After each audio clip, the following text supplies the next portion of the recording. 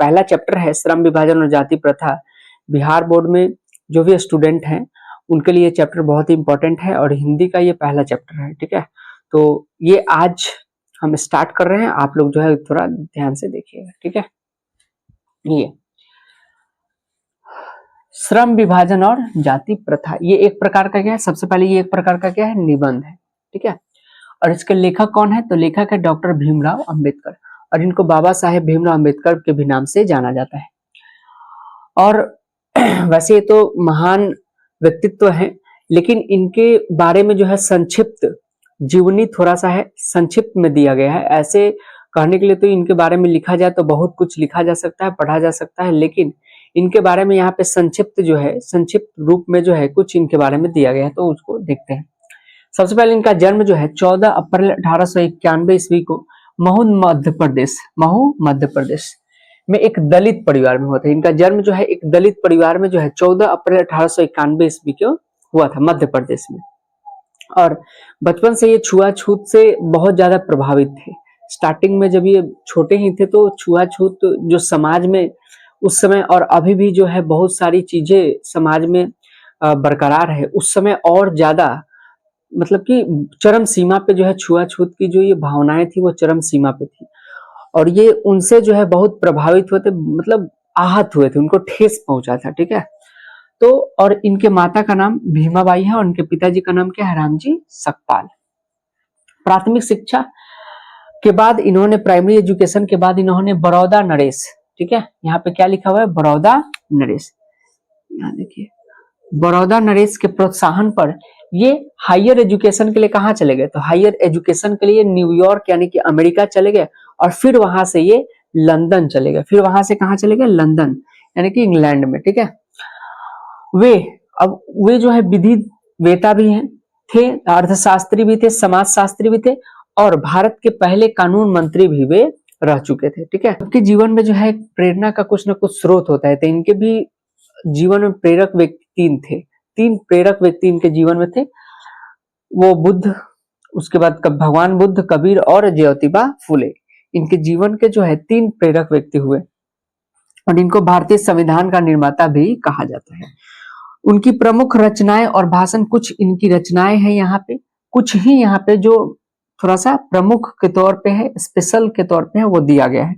जैसे the castes in India, there mechanism, उसके बाद जेनेसिस एंड डेवलपमेंट, ठीक है, उसके बाद है who are they, who are Shudras, Buddhism and communism, उसके बाद है Buddha and his Dhamma, thoughts on linguistic states, उसके बाद the rise and fall of the Hindus women इत्यादि, और भी बहुत सारे इनका प्रमुख जो है, ये सभी के सभी जो यहाँ पे प्रमुख रचनाएं हैं वह सब आप लोग देख रहे होंगे कि हिंदी में लिखा, बट ये लिखा हुआ जो है ना ये इंग्लिश है। देखिए, the castes in India, there mechanism, genesis and development, ये सब जो है ना इंग्लिश में लिखा गया है।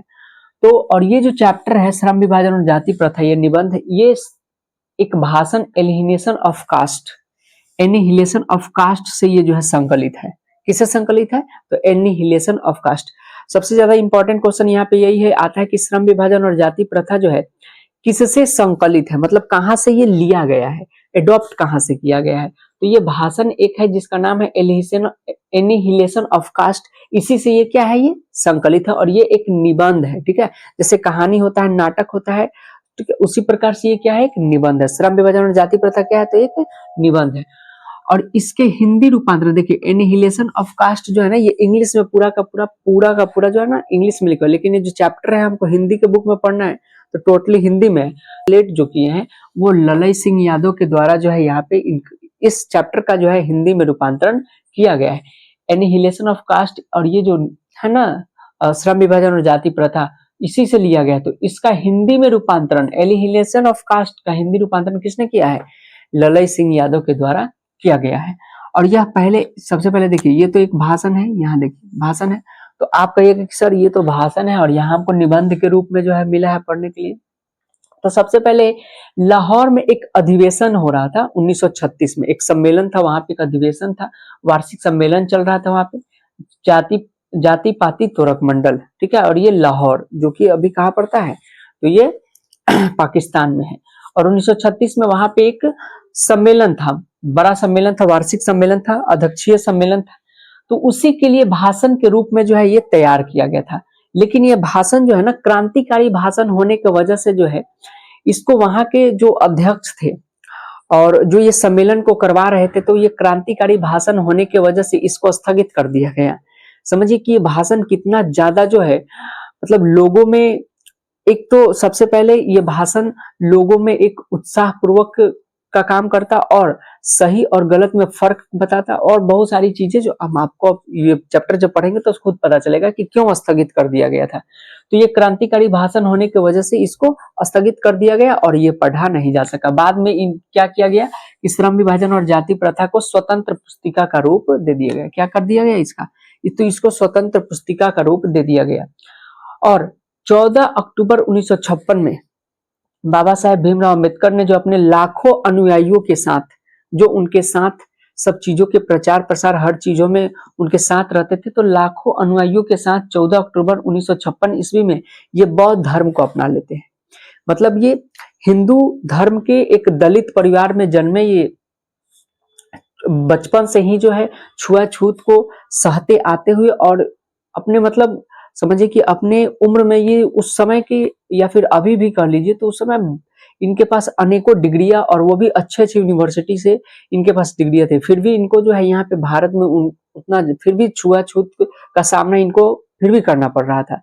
तो यही सब के कारण जो है इन्होंने जो अपना धर्म परिवर्तन कर लिया और 14 अक्टूबर 1956 ईस्वी को इन्होंने नागपुर में अपने लाखों अनुयायियों के साथ क्या कर लिए, ये बौद्ध धर्म को अपना लेते हैं। और इनकी मृत्यु जो है इसके 2 महीने बाद, देखिए अक्टूबर है, नवंबर और दिसंबर, 6 दिसंबर 1956 को दिल्ली में हो जाता है।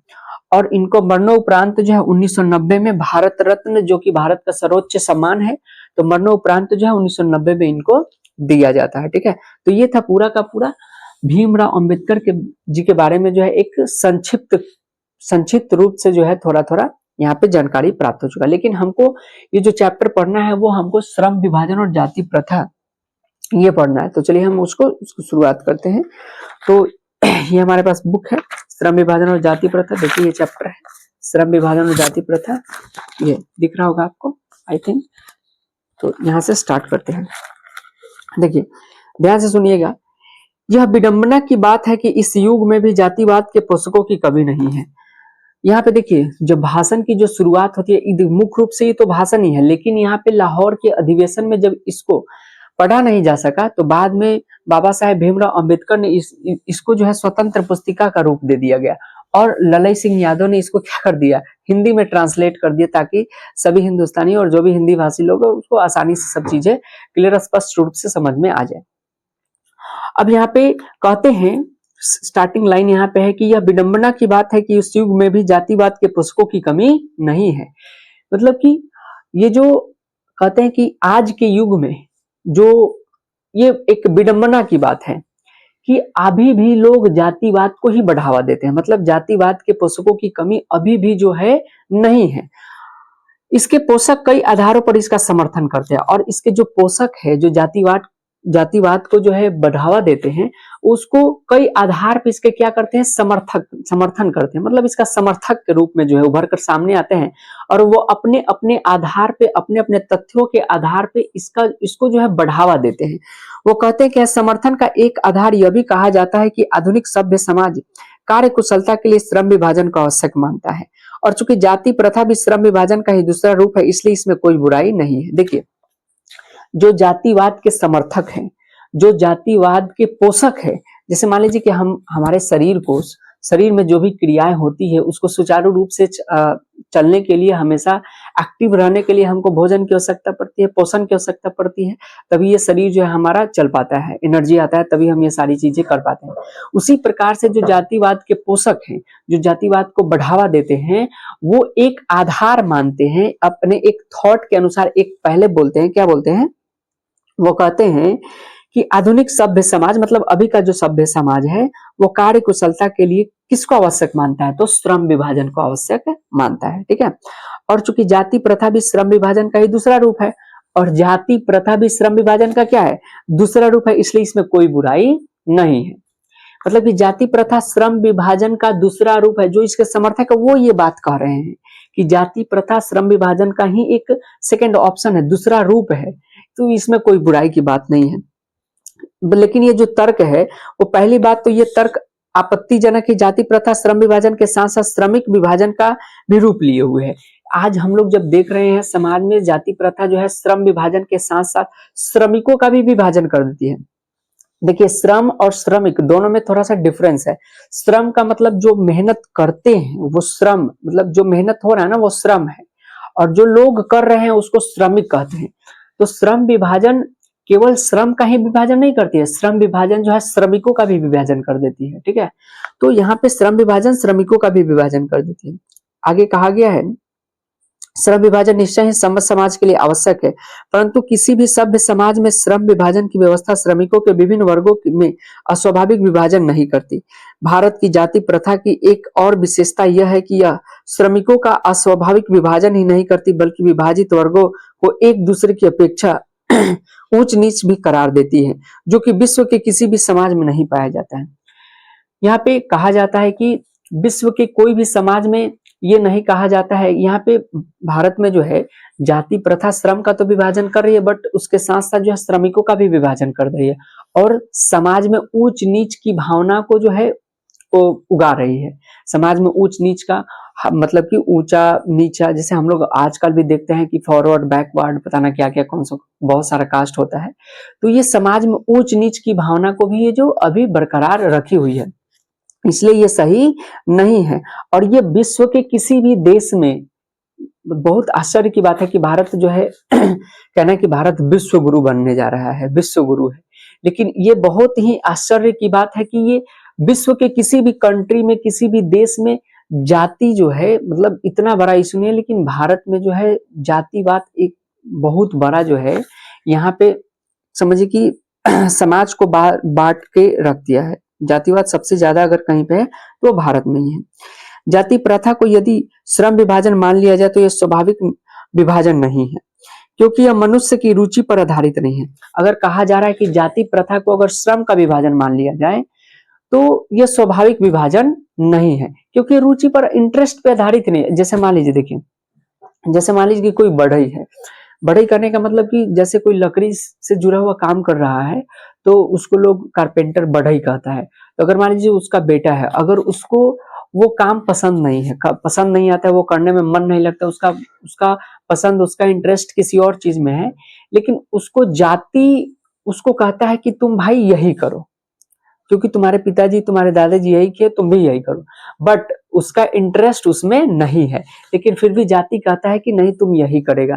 तो श्रम ये स्वाभाविक विभाजन नहीं हुआ, क्योंकि उसके इंटरेस्ट पे आधारित नहीं है। अब जैसे मान लीजिए कि हम ही हैं, हमारे मतलब कि जो भी पीछे का जो जनरेशन उसमें कोई टीचर नहीं, लेकिन हम जब ऐसे मान लीजिए कि टीचर है, अब आने वाला जो मतलब आगे जो भी जनरेशन है वो अगर टीचर नहीं बनना चाहे, कुछ और बनना चाहे, तो अपने इंटरेस्ट पे बन सकता है, अपने इंटरेस्ट के अनुसार बन सकता है, अपने मतलब जो अपना इच्छा अनुसार बन सकता है। लेकिन जाति प्रथा क्या कहता है कि तुम भाई, तुम्हारे पिताजी जो करे थे, तुम्हारे जात से ना श्रमिकों को और श्रम को जोड़ दिया जाता है, ये तुम्हारा जात है, फलना जात है, तुम फलना काम कर। जैसे एक छोटा सा एग्जांपल लेते हैं, मतलब कोई लोहार है, लोहार एक जाति होता है, तो कोई एक लोहार है, अगर वो लोहा पीटने का काम करता है, लोहा से जुड़ा हुआ सब काम करता है, तो उसका जो बेटा होता है उसको भी वो लोहा से जुड़ा हुआ काम करना होता है, लेकिन उसको उसमें इंटरेस्ट नहीं है, तो स्वाभाविक विभाजन ये नहीं हुआ, क्योंकि इंटरेस्ट के आधार पर विभाजन होना चाहिए, जाति के आधार पे नहीं होना चाहिए। आगे है, कुशल व्यक्ति या सक्षम श्रमिक समाज का निर्माण करने के लिए यह आवश्यक है कि हम व्यक्तियों की क्षमता इस सीमा तक विकसित करें जिससे वो अपने पेशा या कार्य का चुनाव स्वयं कर सके। मतलब कुशल व्यक्ति या फिर कुशल समाज उसको कहेंगे कि अपने जो कार्य कुशलता को इतना हद तक, इतना अच्छे से मतलब उसको क्या कर ले कि विकसित कर ले कि वो अपने कार्य कुशलता को अपनी इच्छा के अनुसार चुने, ना कि जाति के अनुसार जो है अपनी कार्य का चयन करे। ठीक है, इस सिद्धांत के विपरीत जाति प्रथा का दूषित सिद्धांत यह है कि इससे मनुष्य के प्रशिक्षण अथवा उसकी निजी क्षमता का विचार किए बिना दूसरे ही दृष्टिकोण जैसे माता पिता के सामाजिक स्तर के अनुसार पहले से ही अर्थात गर्भधारण के समय से ही मनुष्य का पेशा निर्धारित कर दिया जाता है। देखिए इसका कितना दूषित सिद्धांत है, कितना एक डीमेरिट है कि बच्चा जब जन्म लेता ही नहीं है, वो मतलब कि माँ के गर्भ में ही है, तब तक उससे पहले उसका पेशा को क्या कर दिया जाता है, उसके ड्यूटी को निर्धारित कर दिया जाता है कि बड़ा होके यही बनेगा, हमसे अच्छा कारीगर बनेगा, ये करेगा, वो करेगा। मतलब उसका पेशा को जो है हम लोग क्या कर रहे हैं कि उसका पेशा गर्भधारण में ही, मतलब गर्भ में ही, माँ के गर्भ में ही, तभी हम लोग उसका पेशा निर्धारित कर रहे हैं, जो कि एक मतलब किसी भी हद से ये सही नहीं है, क्योंकि वो कार्य में कुशल होगा कि नहीं, उसको इंटरेस्ट होगा कि नहीं, ये कोई मतलब हम लोग बिना अनुमान लगाए जो है हर चीज पहले ही अनुमानित कर देते हैं, बिना ये सब जानकारी प्राप्त के पहले अनुमान। तो ये किसी भी प्रकार से ये स्वाभाविक विभाजन नहीं है। जाति प्रथा पेशे का दोषपूर्ण पूर्व निर्धारण ही नहीं करती, बल्कि मनुष्य को जीवन भर के लिए एक पेशे में बांध भी देती है। मतलब जैसे आप जन्म ले लिए, जन्म लेने के बाद जो है आपको आपके पिताजी जैसे मान लीजिए कोई जाति से जुड़े हो, उसका कोई एक काम है, तो उस काम को आप पे थोप दिया गया, भले आपको इंटरेस्ट नहीं हो तो आप उसमें बंध गए, भले आपको इंटरेस्ट हो चाहे नहीं, लेकिन करना है। अब इंटरेस्ट है नहीं, अब जो इंटरेस्ट नहीं होता वो काम तो अच्छा से होगा नहीं, पहला बात। और दूसरा बात, अच्छा से काम नहीं होगा तो पैसा भी ठीक से नहीं मिलेगा, पैसा ठीक से नहीं मिलेगा तो आप बेरोजगार भी आगे चल के हो सकते हैं। और दूसर जब आप काम करने जाइएगा तो वहां पे लोग बोलेगा कि तुमसे, तुम्हारे जाति का ये जुड़ा हुआ नहीं है, ये सब काम मत करो, फलाने का बहुत सारा चीज होता है, तो आप बेरोजगारी के भी मतलब बेरोजगारी के भी शिकार हो सकते हैं। ये सारी चीजें हैं। आगे है, आधुनिक युग में भी स्थिति प्रायः आती है, क्योंकि उद्योग धंधों की प्रक्रिया और तकनीक में निरंतर विकास और कभी कभी अकस्मात परिवर्तन हो जाता है, जिसके कारण मनुष्य को अपना पेशा बदलने की आवश्यकता पड़ सकती है। और यदि प्रतिकूल परिस्थितियों में भी मनुष्य को अपना पेशा बदलने की स्वतंत्रता न हो तो इसके लिए भूखों मरने के अलावा क्या चारा रह जाता है। हिंदू धर्म की जाति प्रथा किसी भी व्यक्ति को ऐसा पेशा चुनने की अनुमति नहीं देती जो उसका पैतृक पेशा न हो, भले ही वह उसमें प्रांगत हो। इस प्रकार पेशा परिवर्तन की अनुमति न देकर जाति प्रथा भारत में बेरोजगारी का एक प्रमुख व प्रत्यक्ष कारण बनी हुई है। एक क्वेश्चन आता है एग्जाम में कि भारत में बेरोजगारी का प्रत्यक्ष और प्रमुख कारण क्या है, तो जाति प्रथा।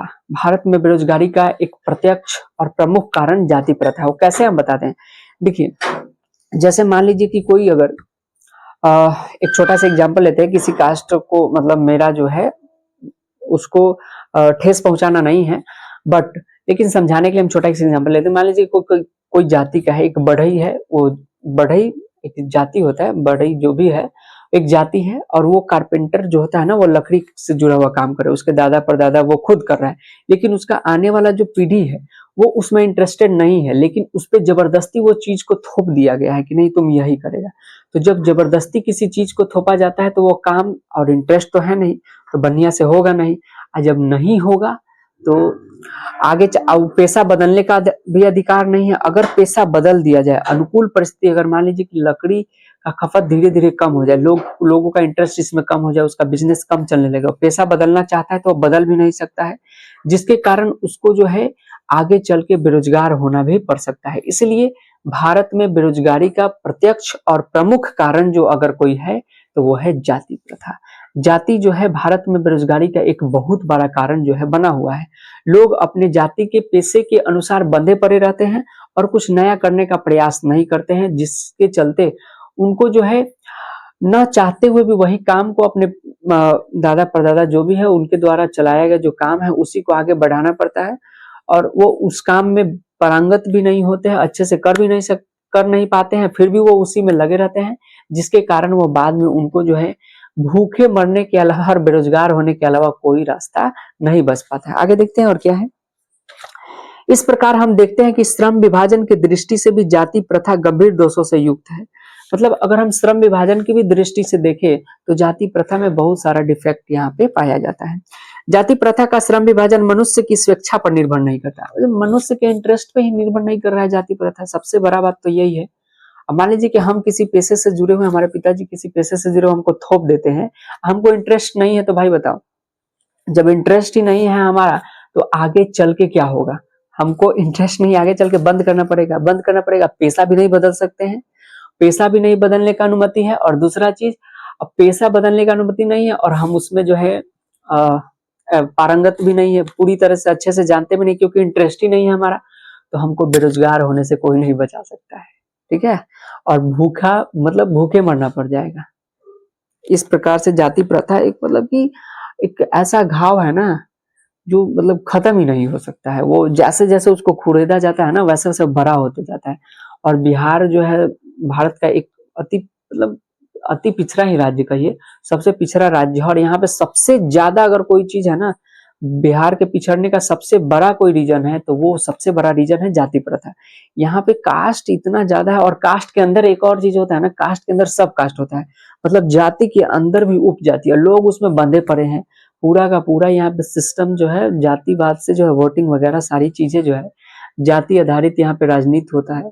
लोग उसी में बंधे, उसमें मजा आता है लोगों को। तो नेता लोग भी वैसे ही करता है, और जनता तो उसमें है ही। तो सब चीज जो है यहाँ पे गिव एंड टेक वाला सिस्टम चलते रहता है बिहार में, जिसके कारण जो है यहाँ का सारा का सारा चीज जो है, यहाँ का शिक्षा देख लीजिए, यहाँ का रोजगार का कोई साधन नहीं है, शिक्षा व्यवस्था ठीक नहीं है, और भी बहुत सारी यहाँ पे कोई फैक्ट्री वगैरह नहीं है। लोग पॉलिटिकल मतलब इसको हब कहते हैं कि पॉलिटिकल हब है यहाँ, फिर भी कुछ नहीं है। यहाँ पे विश्वविख्यात नालंदा विश्वविद्यालय तक्षशिला, ये मतलब बहुत सारा चीज है, फिर भी यहाँ पे कुछ नहीं हो पाया अभी तक। इसका बस सबसे बड़ा रीजन क्या है ना, कि यहाँ पे लोग जातिवाद में उलझे पड़े हैं, जिसके कारण जो है बिहार आज अपने देश में जो है अपना मतलब अस्तित्व नहीं बना पा रहा है। बिहार मतलब सबसे पिछड़ते जा रहा है। तो ये सब देखने वाली बात है। आगे क्या होता है आगे देखते हैं। आगे है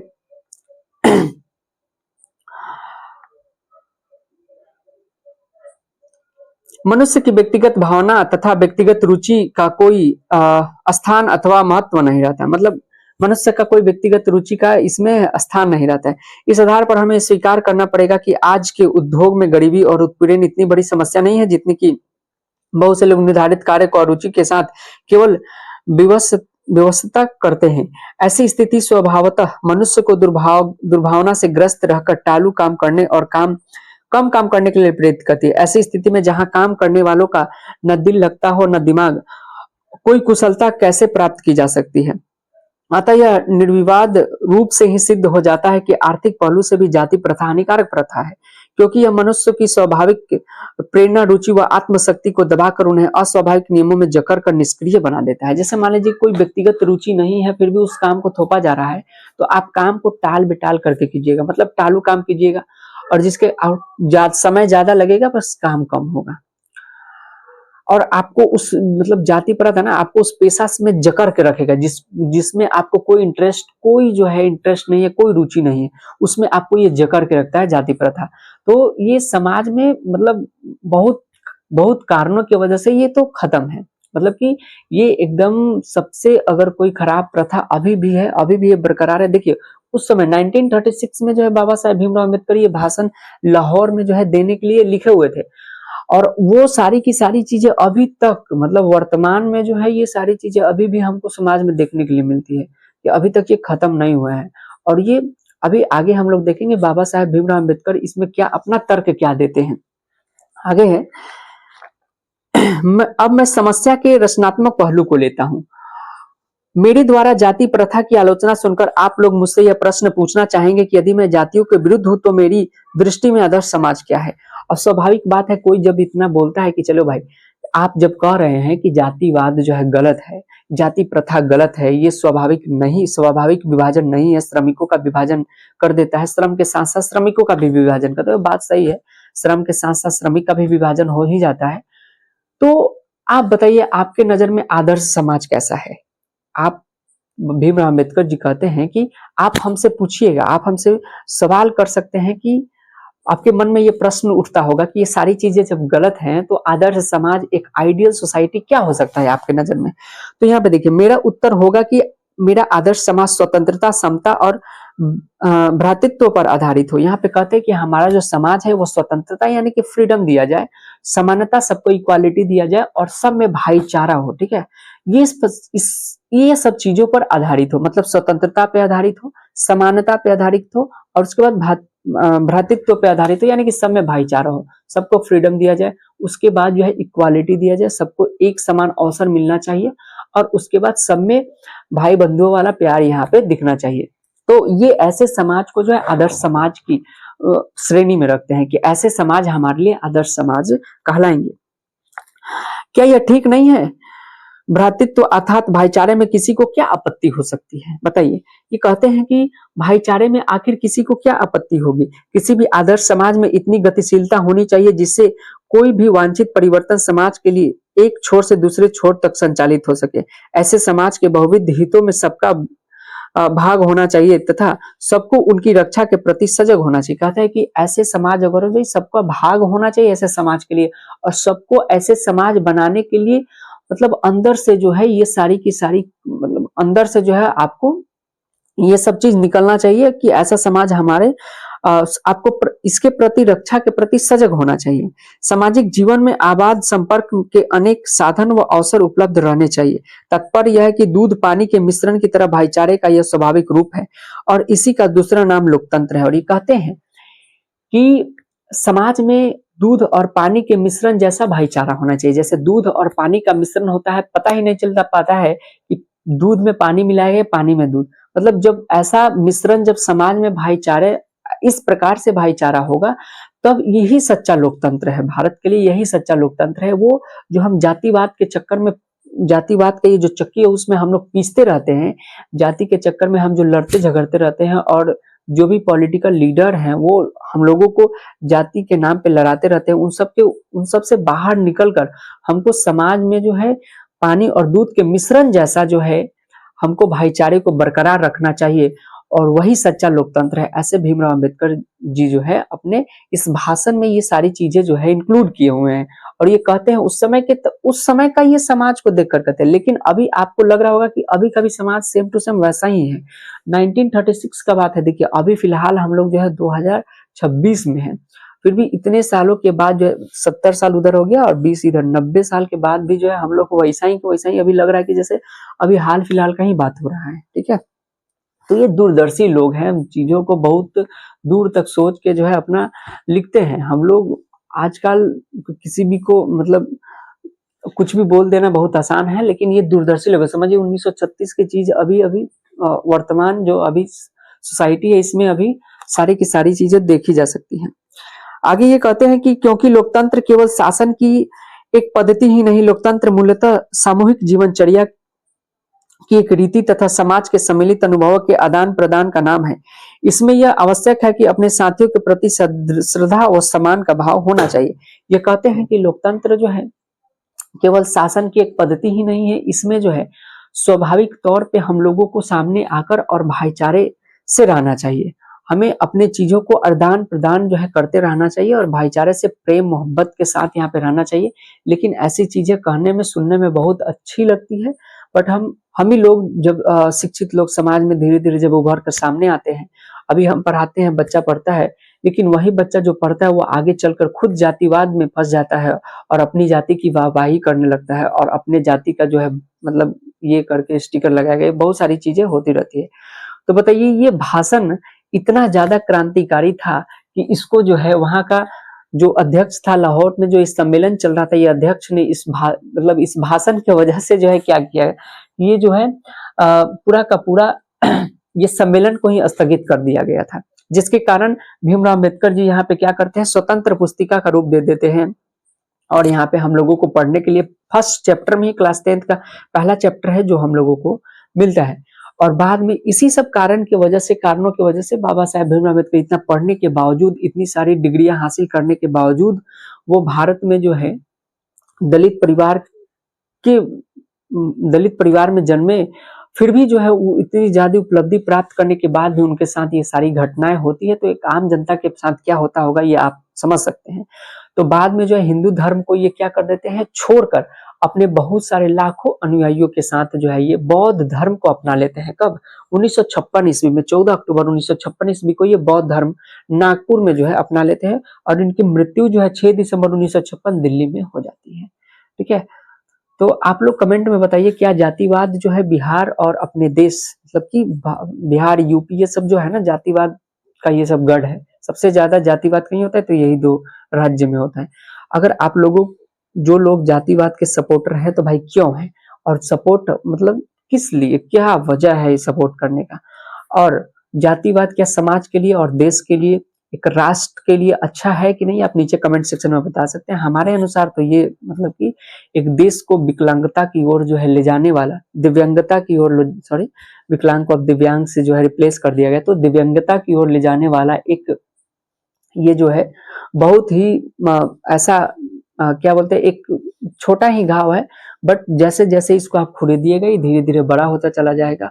और जातिवाद किसी भी तरह से जो है ये सही नहीं है, मतलब in my point of view. And जो आपके सामने बाबा साहेब भीमराव अम्बेडकर, जिनको संविधान का निर्माता कहा जाता है और कानून मंत्री भी रह चुके हैं, और इनकी सारी ये कल्पनाएं जो है ये जातिवाद को भी बढ़ावा नहीं देना चाहते, ये खत्म करना चाहते थे। क्या बताइए कि आज आज जातिवाद ये खत्म हो सकता है कि नहीं हो सकता है?